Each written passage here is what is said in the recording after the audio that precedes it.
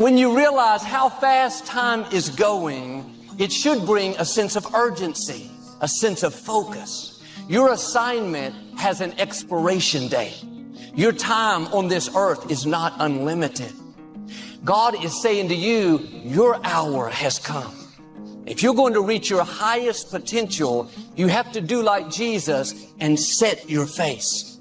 You can't be distracted by things that are keeping you from your purpose. You don't have time to waste worried about what people think about you. Your time is too valuable to respond to every critic, every negative comment, try to convince people that you really are okay. Those are distractions. Everyone is not going to like you. Everyone's not going to accept you. Quit trying to convince someone to understand you that's determined to misunderstand you. Some people don't want to be for you, and that's okay. You don't need them to fulfill your destiny. You have to set your face. The people that need to be for you will be for you. God has already lined up the right people. People that will celebrate you. People that will cheer you on. People that stick with you through thick and thin. Now don't waste another minute trying to convince someone to like you, to call you, to come see you. If you have to talk them into it, they are not for you. They are a distraction. I know people that spend more time worried about what other people think about them than they do pursuing their own dreams and goals. Life is too short to try to have peace with people that don't want to have peace with you. It takes discipline to say, I am not going to respond, not going to waste my valuable time. I have a destiny to fulfill. My hour has come. Proverbs says, avoiding a fight is a mark of honor. We all changed in 2020. My life changed, my mind changed, my habits changed, my discipline changed. I am not who I was. I mean, how many changes took place in 1 year? No matter what we want to think, no matter what we want to believe, I want to know, is there anybody in here who can definitively say with evidence by looking at your behavior, not your clothes, that you are not who you were? Now, some of you, you're even watching this right now, and in just less than 10 months, your whole life looks completely different. And you weren't expecting that. You weren't planning on that. You had no idea those changes were coming. Suppose the question is, did you change for the worse or did you change for the better? Because everyone changes, but not everyone improves. Napoleon said, number one, a leader needs unwavering courage. I don't know if I totally agree with the unwavering part of this or not, because sometimes our courage does waver a little. It bend but not break. Courage mounts up, and then sometimes we have the doubts that creep in, and we reach a little deeper to find that courage that overcomes our doubts and our fears. So I would probably debate a little bit with Napoleon on this unwavering courage, because sometimes courage does waver. But as long as it stays, as long as in the end there it is to serve you, the courage to do what you didn't think you could do, the courage to step into territory that might be a little unfamiliar, the courage to talk to somebody you don't know, the courage to attempt conducting a meeting, the courage to give your first testimonial, the courage to solve problems you couldn't solve before, that kind of courage. Courage to stand up when it's sort of dark in your corner, the courage to do it when it isn't going your way, seemingly. That kind of courage. I had a change in my heart. I had a change in my mind. I had a change in my behavior. When he got a new change in me, I thought completely differently than I do today. You can see it in my walk. You can see it in my talk. You can see it in my behavior. People I used to run with, I don't run with anymore. Places I used to go, I don't go no more. I know I've been changed. I know I've been... But how many of you know that when you get tired, when you get fatigued, when you get desperate, you start lowering your standards pretty quick? Like, you ever woken up in the night mad thirsty? Dude, you make your way to the refrigerator, you open up that refrigerator, the light hits you like it's heaven. Because if you get thirsty enough, you'll drink anything. Some of us have been on the faith journey for a while and we have gotten tired on our journey. Yet when you start to get tired, it's a bad moment to make big decisions because you will lower your standards. Some of us in this room, we have settled for second best because we traded an eternal blessing for short-term gratification. Wavering a little at times, yes, because we all have doubts that attack us. We all have small fears that creep in. That is the nature of life. But that's what faith is all about. That's what courage is all about. To serve us when our doubts will not serve us with. Faith to overcome fear and courage to overcome our doubts. Second, Napoleon said self-control. That, of course, is the very essence of life itself, is self-control. Because we all have this warfare going on. You know, it's going on in the world, the warfare between liberty and tyranny. In our own body, the warfare between health and illness, the struggle is on. Struggle between light and darkness, the struggle between good and evil. I call it opposites in conflict. And as soon as you're born into the world, as soon as you find yourself and discover yourself on this spinning planet headed somewhere, you know that this exists. To be a civilized society, we must drive the dark side of our nature into a small corner and let the positive side flourish. This life that you're living is one long, big journey. And maybe you hit an obstacle on the way that slowed you down, or maybe put your goal on the back burner, but do not call yourself a quitter. You're already telling yourself that you're a quitter. You put that in your background, and I don't want to see that happen to you because you matter too much. You are not a quitter. You are not someone who gave up. You are simply someone who may have not been ready to face some of the demons that are in your background. Who may have not been ready enough to say, you know what, I love myself enough this time to believe myself enough to keep showing up for myself. What would you do with your life if you had it to live over? What is one value, one deep commitment from which you would never budge? Are you proud of how you have been living your life? Have you explored your natural talents, your gifts by enthusiastically trying a variety of activities? Ladies and gentlemen, a lot of us have so much talent and abilities, we just put them back on the back burner or just left them aside someplace. Never did anything with them, never brought them out here. What are you sitting on? What gifts are you sitting on? Have you resigned yourself to a life feeling that nothing can be done to change your future or your circumstances? Have you been afraid to try something different because you're afraid of how people will react to you or what they will think? You've been given the dignity of choice. You don't have to repeat this year the same as last year. You can tear up last year's plan, develop a new plan. Now here's the choice on being a human being. To be part of all we were meant to be, or to be all. To strive for all, or half, or some. The choice is up to you. To develop one skill or 10 skills. And this is all a matter of choice. And when someone says, no, you ought to learn 4, you've got to resist all that. Because this is personal dignity. And you don't want to destroy someone's dignity by doing all the oughts and then they feel reluctant to do it. Now we've got problems. When I know I need to change something, what I do is I change it. I've had people that listen to the podcast and they've reached out to me over the past few years. And one of the main messages that they took and put into action was actually putting things into action. These are just normal people, but they're normal people that knew they needed to make a change, and they decided they were going to make a change, and then they made it. And that is what you can do too. If you have something to change, if you want to change something, change it. Change it now.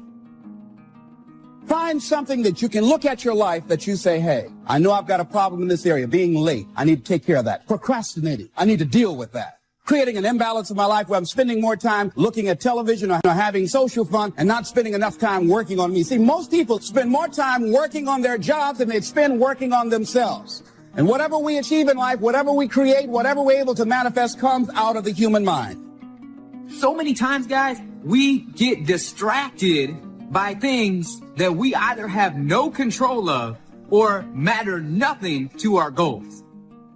I want to ask you guys tonight, just do a little favor. And I want you to write down things that you focused on today that held you back from being the person that you want to be.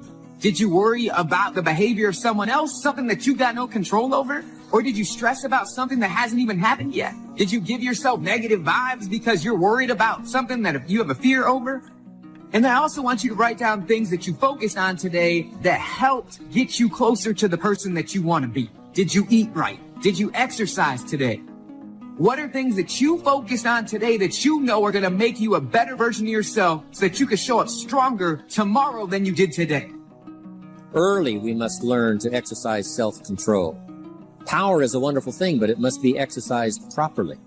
It must be exercised to benefit, not to destruction.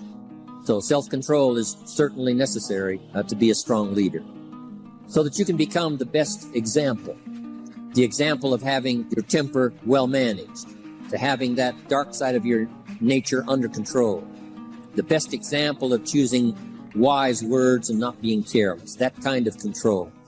Control of your appetite, control of your desires, so that they fit into the positive side of life and not the negative side. Then he said, a leader must have a keen sense of justice. How very true. Justice we become familiar with, even when we're small. When certain things that happened or were done to us that something told us that wasn't right. Someone did us wrong. We have that sense of right and wrong, and it starts very early. Then we have to have that sense of utilizing what's right and what's wrong so that we develop this sense of justice, this sense of being fair, this sense of being on the positive side, on the right side. To minimize a person's mistakes, they need to have this sense of justice. We have to have justice when we're building an organization.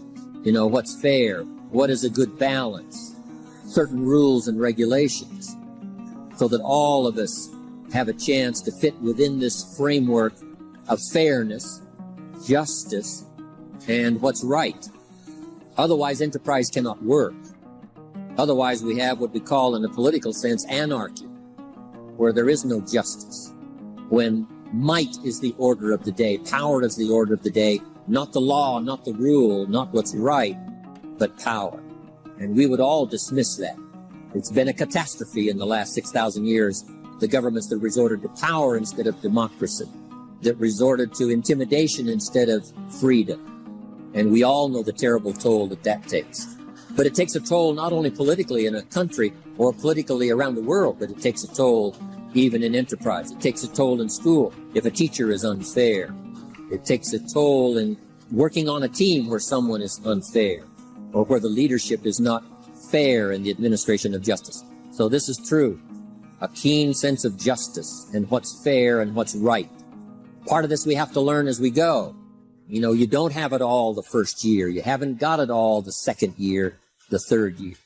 After all the years that I've been around, both as a human being and as a business person, we're still, even at these years, trying to decide what's best, what's fair, what's right, to give balance to our life and to build on a firm foundation for the future. Here's another one, he said, definiteness of decision. Indecision is the thief of opportunity. If you don't decide, the opportunity could slip away. If you don't decide what you're going to do today, the day could get away and you're not very effective. To the best of your ability, have some idea, some good plan. Sure enough, the day escapes. And in the morning you say, let's see, what should I do now? In the afternoon you say, hey, time's getting away from me. What should I do now? And now most of the day is lost. Most of the day escapes not being utilized. It doesn't work for you simply because you didn't make those decisions early, at the early part of the day. The decisions we make in the early part of our life sometimes last for a lifetime. The early decisions that you make about what you're going to do with your life, those decisions are vitally important. If you neglect them and don't make them, sure enough, the time passes and the opportunity sometimes is diminished. And sometimes you spend a lot of time now catching up simply because you didn't make those early decisions. So it's the decisions at the first of the day, it's the decisions at the early part of the month, it's the decisions at the early part of the year that greatly determines what kind of year you're going to have. The decisions you make in the early days of your marriage, sometimes those are the decisions that affect the marriage for a lifetime. The decisions you make at the first chance you see opportunity, those decisions what you're going to do with it, how far you're going to take it, what it's going to be meaning to you in the years to come. Those early decisions are vitally important. Then we need decisions to correct poor decisions, to overcome our mistakes. It's possible, of course, for all of us to make unwise decisions. And at the end of 1 year, at the end of 1 week, 1 month, or at the end of a few years, we say, that decision cost me too much. Cost me a lot of time, cost me a lot of money, cost me maybe a good relationship, cost me a chance to be productive. But as long as you're alive, there's still a chance to use new decision power to correct the mistakes of decisions that were bad in the past. All of us have the opportunity to do that, but I think Napoleon was right here too. You got to be definite in making decisions so that the opportunity doesn't pass you by. Take advantage. Here's the next one. Napoleon Hill said, a good leader has definite plans. How important that is. So here's what you should do. The lack of plan, you've lost a month or two, or you've lost a week or two, or maybe you've lost a year, and you were 10% effective instead of 100%. Now's the time to change all of it. And start making some plans.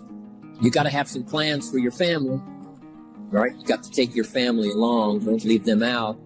One of the challenges all of us have in making our plans is how to balance everything, to make sure that we don't regret at the end of the year, I spent too much time on that. I spent too much money. And then if you have, say, how can I not do that again? Construct some better plans so that you won't have any regrets at the end of a year to come, 5 years to come, 3 or 4, 5 years to come. But now for you, your plans to be financially secure. You got to have a good plan for your resources so that you find yourself secure regardless of what happens. One more on plans, and that is the plan for your personal development. The plan to be better this year than last year. Plan to take the classes, attend the workshops, do everything you possibly can to show personal progress. Not just financial progress. Not just the progress of having one more car or one more home, but the progress of personality, the progress of communication skills, the progress in how to deal with people, progress in using your influence so that it multiplies its power by 5 by 10 versus what it used to be. You need those kind of plans. A plan for personal growth, personal development. Next, Napoleon Hill had a good saying. It was something my father had and passed it on to me as a good philosophy. And here's what he said. A good leader has the habit of doing more than what he gets paid for. What an incredible philosophy this is. The habit of doing more than you get paid for. It's what we call the service that you put out like seeds in the ground that doesn't bring the harvest immediately, but the harvest is yet to come. It's called like putting out the capital in capitalism. Doing more than you get paid for means that you're getting ready for the next move up. Because if you do more than you get paid for, you've made an investment. The average person might think if I do more than the company requires, then they're ripping me off. I'm not getting paid for that extra time, that extra attention. But you must not view it that way. You must say, I'm getting there a little earlier, staying a little later, as an investment in my own personal future, because I want that kind of reputation. I want that kind of philosophy to work in my life. Do more than you get paid for, right? They've got the product, you've got the money, but you can't stop your investment there. Now you must develop the investment in time, effort, and energy in turning that new customer into a testimonial. And sometimes that's the most difficult work.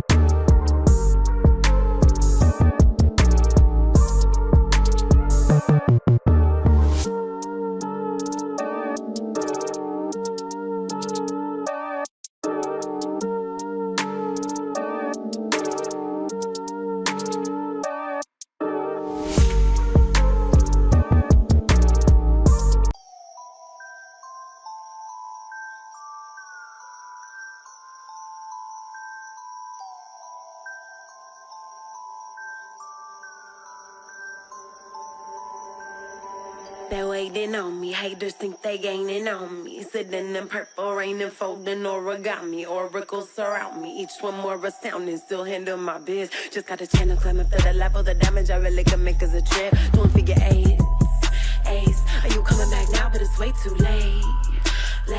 Just trying to be grateful. Just trying to be great. Yeah. And one thing it taught me is this is the moment to get it. So have faith and don't hesitate. Where my bad girls at? Bad girls at? From the front to the back, front to the front to the front to the front to the front. But it work right now, work right now. Put it work, let me see, put it work. Put it work, let me see, put it work. Work. Put it work.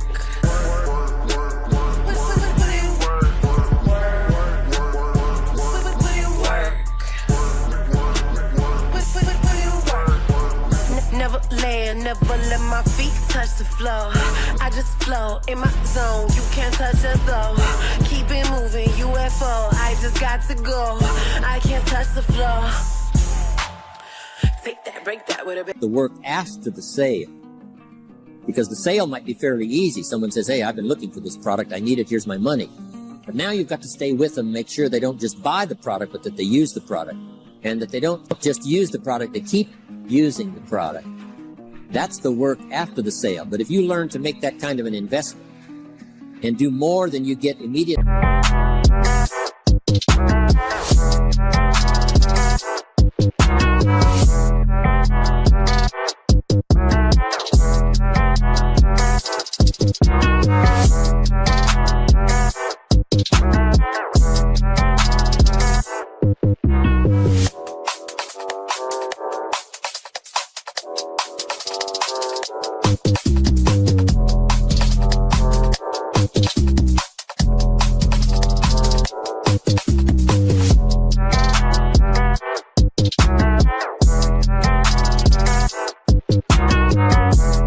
Paid for.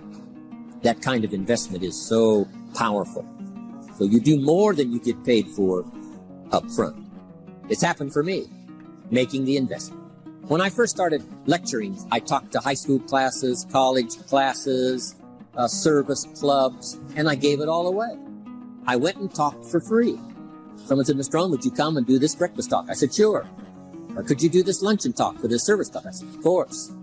And all of that in the beginning was free, primarily because I'd made my fortune. I didn't need the money, but I did it for free. But look what it's made for me by giving that kind of service in those early days. And finally, it led to business and led to an enterprise. And I was giving a seminar all those years ago here in Los Angeles, and Mark Hughes was in my audience. So what you don't get paid for, don't worry about that. Just render the service with the vision of the future that it'll come back multiplied. If you have this kind of habit, this kind of philosophy. Next, Napoleon Hill talks about personality. You need a pleasing personality. There's many parts to your personality. One is your working personality. The kind of behavior, the kind of attitude that you need, especially in the public. Some things you can kind of get by with, being a little careless, maybe in private, but in public, where it counts so much in your paycheck, it counts so much in building your business for the future, your own personality. But here's what you also must remember. You develop your personality in private so that it serves you well in the public. Sometimes we get the mistaken idea, I can be careless with just these few and be more careful when I have 1,000. But see, that doesn't work that way. Careless with a few, sure enough, that will creep into your presentation for 1,000 people. You say, well, I'm only talking to 2 people, it doesn't matter much. That's when it really matters. Because if you'll practice well there, using your personality, using your influence, to get someone's attention, to get them to listen, to get them to participate, the kind of personality that someone says, I'd like to be around this person. They're unusual. They're not like the average person I meet on my everyday experience. That kind of personality. But you've got to practice it behind the scenes. You've got to practice it one-on-one. And if you're effective one-on-one, 1-on-3, 1-on-5, I promise you, that will get you ready to now perform with the kind of personality, the kind of charisma that wins people when you're in front of 500 people, 1,000 people, 5,000. So this is a good point, working on your personality. Here's the best gift you can give someone, and that's the gift of attention. Attention is so powerful. So, same thing you can learn to do. Utilize your personality, utilize your influence, give people the gift of attention. Next, Napoleon Hill said a leader needs sympathy and understanding. We have to develop that early in our lives. All of our lives, we have to look at those that are less fortunate than we are. Those who need a helping hand, and especially now we learn to look at those who need an opportunity, those who need a change in their health, those who need a change in their life and in their lifestyle. It's this kind of sympathy and understanding that drove Mark Hughes to construct the company. It took that kind of understanding, that kind of sympathy, that kind of deep emotional feeling. Then Mark understood what it meant to be poor. He understood what it meant not to have. He understood what it meant to be short on finances, on resources. He understood what it meant to lack full formal education. He knew all of those lacks. And instead of crying about it, he said, what I will do is change it for myself, and then I'll help other people that have the same challenge. Lack of education, lack of the money, lack of the resources, lack of good health, faced with all kinds of difficulties they can't solve. I'll get mine solved, and then I'll be strong enough and have the skills to where I can help other people. That kind of leadership quality is so powerful. That kind of understanding. Here's the next one. A leader must have, Napoleon said, a mastery of the details. How very true. All can be lost with just a couple of missing details. The drama is in the details. Someone says, I lost 30 pounds. Well, 30 pounds is 30 pounds, but that's not the drama. The drama is, where were you before? Now someone begins to give us some of the details. And then after they've lost the weight, now how they feel. Now their self-confidence has been restored. Now they feel better about themselves. The drama is in the details. But this is also important in the details of your day, the details of your business, the details of good communication. Master the details. Now here's the next three. Willingness to assume full responsibility. Mark Hughes says, what happened to me might not have been my responsibility, but what I do about it is my full responsibility. I've had some people did me wrong. In his first couple of business experiences, he was done wrong. Some people ran off with the money. He was left holding the bag. But he said, that's what happened. And I was not responsible for what happened, but I am responsible for saying to myself, now, what am I going to do about what's happened? If a hailstorm destroys the farmer's crop, he wasn't responsible for that. But his responsibility now begins when the hailstorm is over, when he asks the question of himself, what should I do now? Now that this catastrophe is over, now that the damage is done, now what should I do about it? And a philosophy I've taught all these years, it's not what happens to you.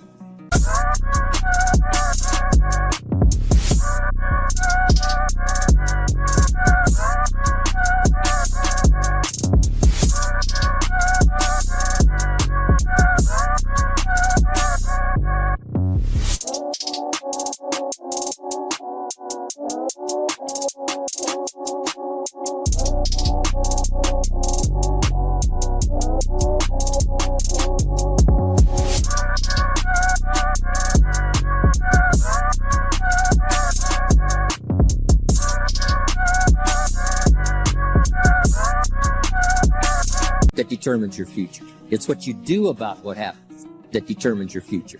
And this is a major part of it, accepting full responsibility. If you've got an organization, you're conducting meetings, and you're the leader, the responsibility ends with you. Someone else may mess up, make some mistakes, still your responsibility. Some things over which you have no control, understandable. But what you do about it now, how you fix it, the diplomacy you use, the strategy you use, that's the kind of responsibility now that depends on you.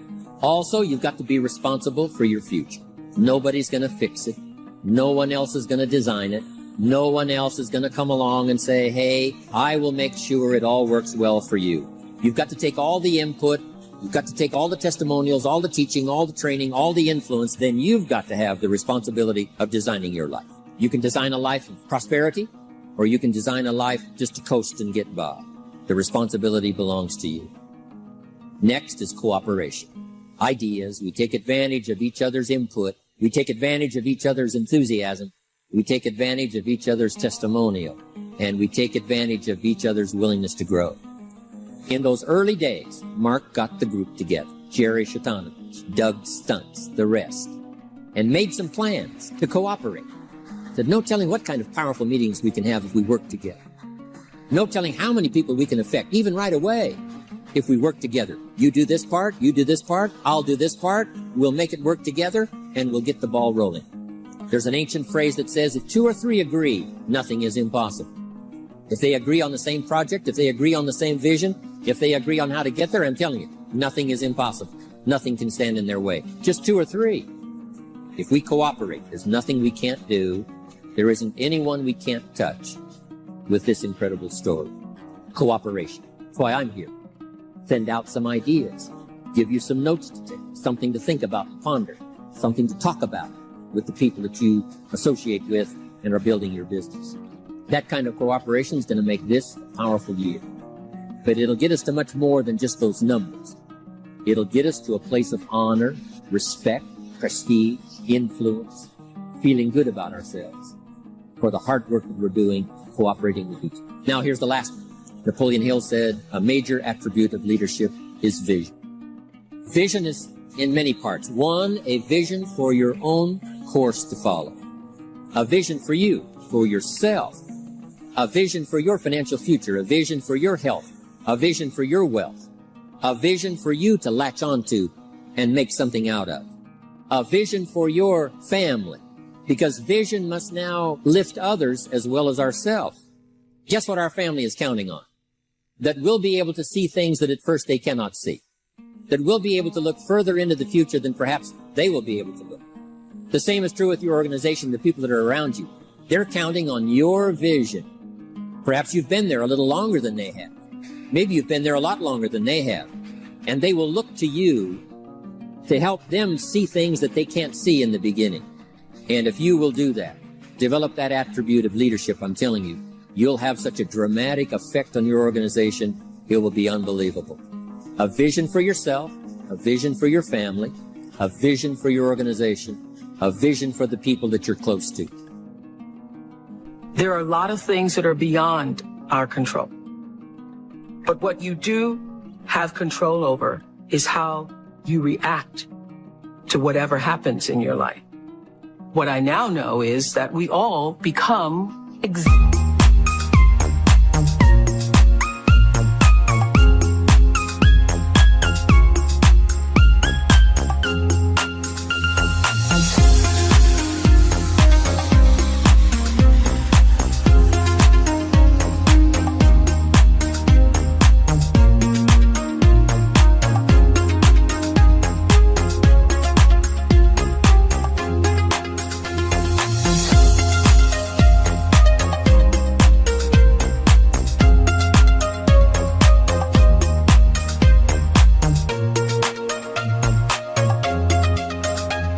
what you believe.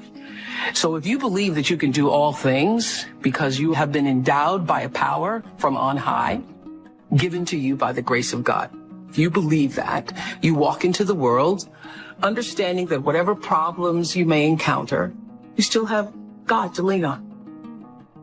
As I grew, my perception and understanding of what God means grew with me. I expanded my view of what it means to be a citizen of the universe, to be a part of the energy field that is omnipotent, omniscient, all-knowing, and all-present in all things. And so my confidence comes from knowing that there is something greater than myself, that I am a part of and is also a part of me. I call that God, but I do nothing without that understanding. How I think one masters one's life is to understand that you are co-creating that life with the ultimate creator. Not understanding that puts you at your own pitiful, meager little will. And everything is left up to you. And you can't do it. You cannot survive in this world by yourself, just believing in yourself. You're not big enough to do it. I'm not big enough to do it. Nobody's big enough to do it. You have to understand that your very presence here as a human being on earth came from something greater than you. And not just your parents who wanted to have a child. The fact that that egg was hit by that particular little sperm in that particular moment, and you were created. Wow. How amazing is that?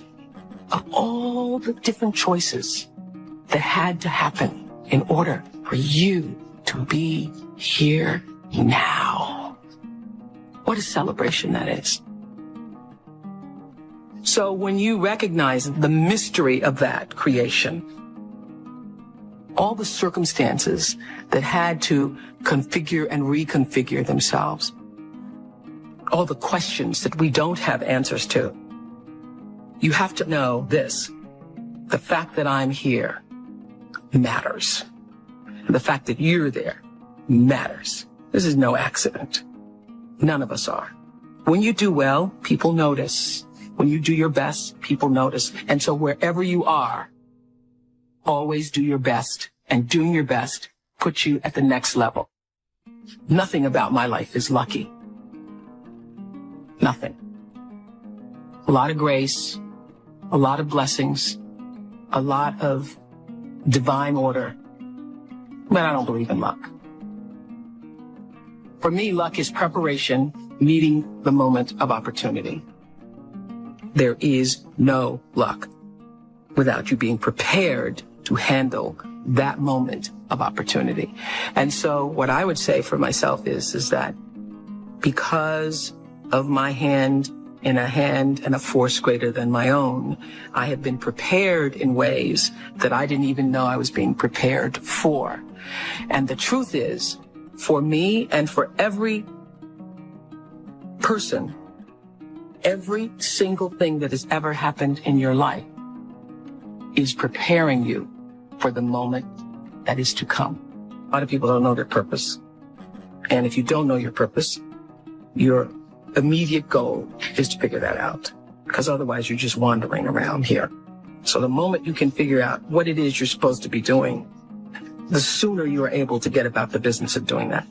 The universe speaks to us always, first, in whispers. And a whisper usually in your life feels like,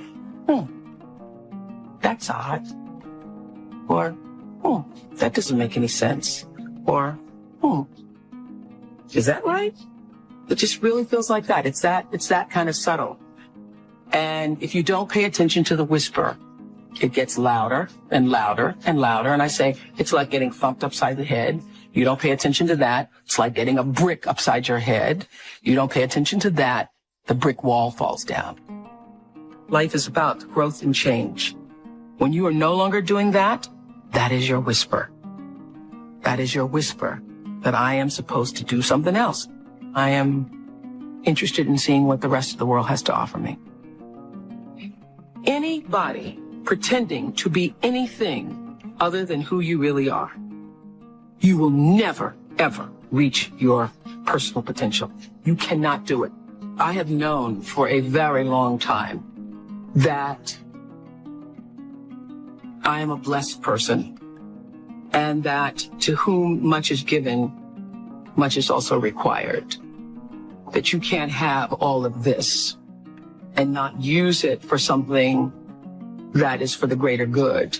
Your intention rules your life and determines the outcome. Every time it would happen, I would say to my team, well, doesn't matter, because every season somebody else was coming out. One talk show, two talk shows, three talk shows. There have been over 100 talk shows since we started. But every time,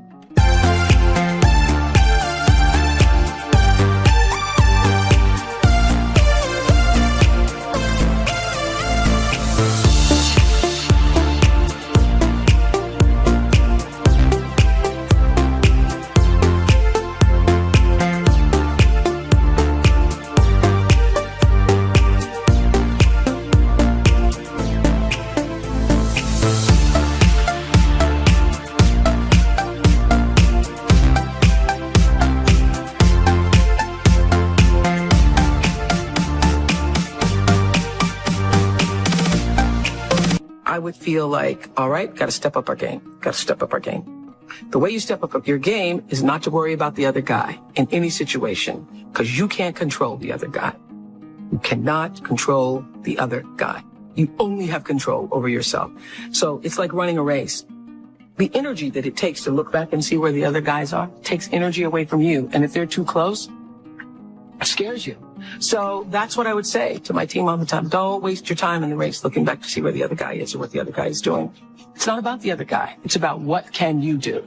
You just need to run that race as hard as you can. You need to give it everything you've got all the time for yourself. For yourself. What I know is you got to take responsibility for the space you hold here. And understand that the third law of motion, which says for every action, there's an equal and opposite reaction, that is my religion.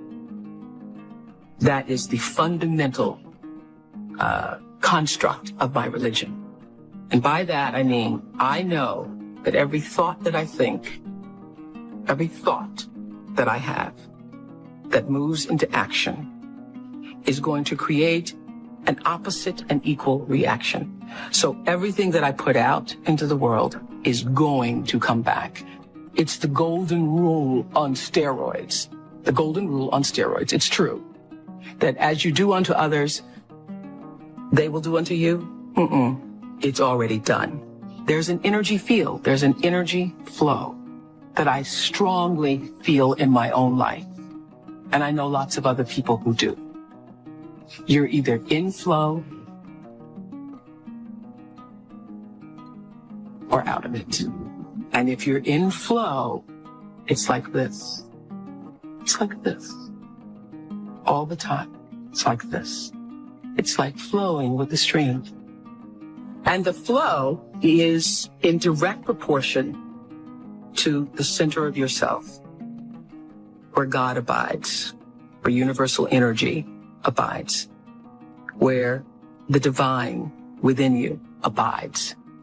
How far you are from the center, from the divineness of yourself, from your connection to source energy, that which created you, is how out of sync you are with your life, regardless of what you call it.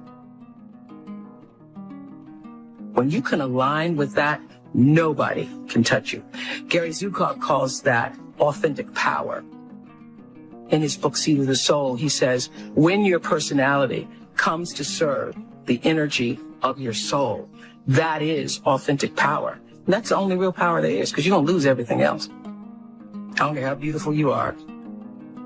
One day, your breasts are going to sag and your eyes are going to bag and you're not going to be as beautiful. And it doesn't matter how much Botox and how many times you get yourself pulled up and how many hairdos and how many makeovers or what you do, you know, it doesn't last. It's just like the most beautiful flowering tree. Everything passes in its time. It doesn't matter how much money you have, how much power you have, how high you sit on the Forbes list, how many times you make the most influential list. All of that changes.